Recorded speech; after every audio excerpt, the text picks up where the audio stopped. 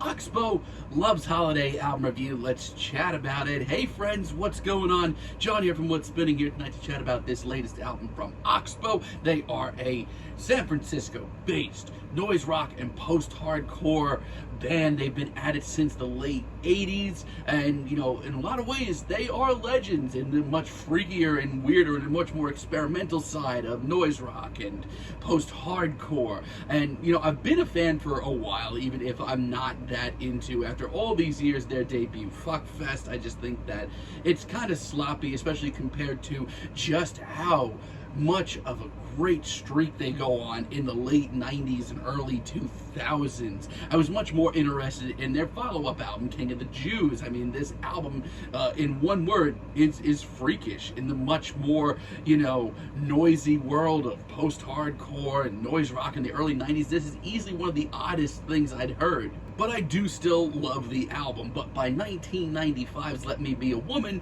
I was just completely enamored with everything that Oxbow was doing. I mean, this is, to me, the perfect medium for their sound. I mean, this thing hit hard. It was gnarly. But it was also just as left field and genuinely strange as some of their early recordings were. And that goes double for the very tortured Serenade in Red album. God, it's such a good album. And by the time the 2002's and Evil Heat rolled around, I mean, I just thought the band was on such a roll, just pumping out these just really meticulous, heavy-hitting albums with a very tortured side to them. Now, it will be 5 years before we heard from them again with the Narcotic story, and I was shocked by the shift in sound on this record. It was much more bluesy, much more harrowed sounding at the end of the day. And you know what? It was really, really good. It was an interesting shift for the band, and they pulled it off big time, and we wouldn't hear from them again for almost a decade with the Thin White Duke album. But clearly they did not miss a step in all of those years, because I'd argue it's one of their best albums. It is overwhelmingly massive in equal parts, freakish and heavy hitting like their early stuff, but also really somber and just really emotional too. And it's just a very epic album. Now, I've been really looking forward to this record. I thought it came out a couple of weeks earlier than it actually did. Kind of messed up my schedule, but here we are. And leading up to this album, like I said, I was excited. I thought the singles were really good, and from the sound of this album, this sort of late career renaissance that they're having right now, it's not slowing down. This album starts off with Dead Ahead, one of the earlier singles released from this album, and this thing doesn't waste any time. It's a great start. I love how high-strung, intense Oxbow sound on this track. Like, they're not even trying to keep it together. They are just spiraling into a descent of madness from the word go. Except for this incredible chorus that we get on this track, which is honestly really beautiful. This really euphoric release of energy. We're going to see a lot of that on this album. It's got that big muscular riff. It's beautifully intense. That's the best way I can describe this track. With Icy White and Crystalline, a lot of my same feelings on this album's opener follow through. This track is awesome. It's this intense, very explosive noise rock track with some artsy detours. I just love how explosive and raw this track comes off, especially the riff. This is probably the most true to form Oxbow track here. I mean, if you're looking for a track to pump iron to, definitely look no further. This track is awesome. Then we have lovely Murk featuring Lingua Ignota. Wow, just whew, this track is hot. This is the collaboration I did not expect to hear on this album, and you know what? It's freaking awesome. It's a very brooding, pensive track that actually has a lot of beauty to it. It's very bluesy, it's very tortured. To an extent, it does remind me of some of the slower portions on the new Swans record. And Lingua Ignota's vocals on this track could not be more at home in this very beautifully twisted atmosphere. I genuinely think it's like track of the album status. Like, if you're gonna take one track to listen to here, make it this one. And 1,000 Hours is a real left turn for this album as a whole. I mean, this is one of Oxbow's artsier records at the end of the day, and that's not a bad thing. I mean, this track practically has some gospel influence. I mean, it's beautiful, and Eugene Robinson's vocals on this track are just so bluesy and emotional and just so rough. In the very swirling, dense atmosphere of this track, it's so easy to get sucked into and get lost in.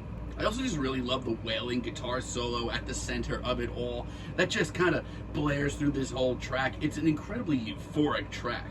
As far as I'm concerned, Oxbow are very much still, on their hot streak. Overall, this is an awesome record and one of the best art rock projects I've heard all year. Even though I do have a couple of, rough moments in the second half that I just can't look away from. Like the quotations interlude, it's literally one of the worst interludes I've heard all year. Very unnecessary. I do think $1 Million Weekend is just the worst track here. This track to me just, it doesn't hit me as hard as it should. I mean, this has been a very emotionally exhausted album. And I hear this track and it's just not giving me that same gut punch. It doesn't have that death grip over me, even if this track has a lot of the same elements that the rest of this album has. And the second Talk from a Distance, doesn't sound too bad. That crashing rip that starts this track off, it has a sense of regality to it.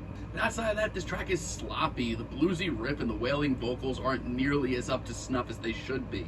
This is far from the vibes of this album, and this is far from the same vibe as the rest of the album. It just sticks out like a sore thumb, and I just don't feel like this is the best use of Oxbow's talent. Outside of that, though, God, my ears are glued for this album for the most part. All Gone continues with the very artsy, left field, lavish feels of this entire album. This is a very tense and dramatic tune, and maybe one of the most evil sounding tracks here. Between the pacing and the grisly vocals on this track, there's a lot that can really get under your skin very quickly. Even though instrumentally this is one of the lighter tracks here, there is just, a devilish feel to it. But there's also a lot of beauty in it between the bluesy vocals and the sort of grateful. But there's also a lot of beauty to this track between the bluesy vocals and the pensive pianos. It's harrowed and tortured, but also really graceful. And The Night the Room Started Burning is one of the most interesting tracks here. I mean, between the continued pacing and the bluesy instrumentals and these just haggard vocals, it is just so emotionally exhausted sounding in the best way. But it's got those teeth to it. It's got that snarl, that nastiness bubbling deep inside. I mean, I don't know. For me, this is one of the more mesmerizing and euphoric rock releases of the year. And Gunwale, as a finale here, they really freaking nail it with one of the most monolithic and just big sounding tracks here. I mean, vocal-wise, Eugene Robinson's vocals on this track are his most just commanding and just intense. We get these walls of guitars, very tense drumming, and just an endless loop of feedback. It's a lot. But all of that going on with Oxbow and like these gospel vocals once again popping in for the chorus, it is freaking awesome. So yeah, at the end of the day, I do still think that I like Thin Black Dupe that came out, 5 or 6 years ago, a little bit more than this, but like, guys, come on. I mean, Oxbow's been a band since the late 80s, and they're still putting out albums that are just as mesmerizing and just captivating as this. Ones that, hit hard, bringing these noisy, crashing riffs, but also bring in the beauty of an art rock album and the oddly experimental side of something a little bit more left field. They are very clearly not slowing down, have a lot to offer, and are obviously still very much so on their hot streak. I just wish that the second half was a little bit more consistent, or at least as consistent as the first half. But for now, I'm feeling a very light 8 on this album. But let me know what you all think down below. If you like the video, be sure to give us a like, give us a subscribe, and let me know down below what you would like for me to chat about in the future. And until next time, have a great day, friends.